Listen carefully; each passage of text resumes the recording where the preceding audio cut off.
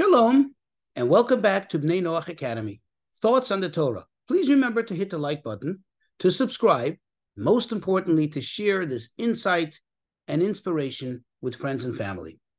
So, the question I have today is, who is the rightful owner of the Me'arat HaMachpelah, known as the Cave of the Patriarchs, or the Cave of the Doubles? Who owns it? Who has a rightful claim to it? Of course, it's one of the most contentious parcels of land in the world, in the Mideast, and for many, many, many years, too many years, Jews were not allowed access to the place, access at all. They were just allowed barely 7 steps outside of the entire structure, only allowed to ascend to the 7th step. Look it up. Do a Google search. Now, when we look into Genesis, chapter 23, well, in verse 1, it tells us how Sarah, the matriarch of the Hebrews, of the Jewish people, passes away, and how Abraham comes before the children of Chet, the Hittites, and he asks them to sell him that parcel of land.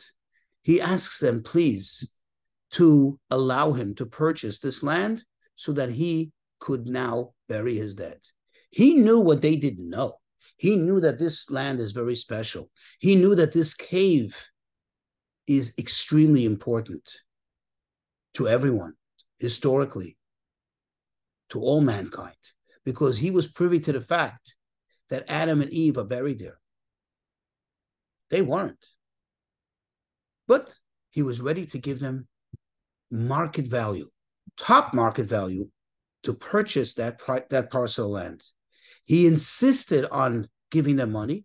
Even if you look in verse 6, they said to him, no, we're ready to gift it to you. Please accept it as a gift. We honor you. We respect you. We would enjoy the benefit of gifting this to you. And he says, no. Look in verse 8. He says, no. If you have any desire to truly honor me, to truly show me respect, please, I want you to locate the rightful owner of this land. Don't just give it to me. And in verse 9, he says, I want it with full money, with full price. He should sell it to me. And at the end, that's exactly what he does. And the question is, why? We know that Abraham was such a kind and benevolent individual. He is the symbol of kindness in the Torah. In fact, it says that the Jewish element of kindness, that basic natural element of kindness that we have, is inherited from Abraham and Sarah, from Abraham and Sarah. Why would he not allow them this pleasure, this enjoyment of having given him the gift? True, he doesn't want to accept gifts, but they would have enjoyed it. They would have been so happy. Why couldn't he just please them by accepting the gift? And the answer is because Abraham knew that this ground is going to be sacred ground. This is a sacred landmark perpetually for all generations to end the time. This is something that's going to pass on in ownership to his descendants.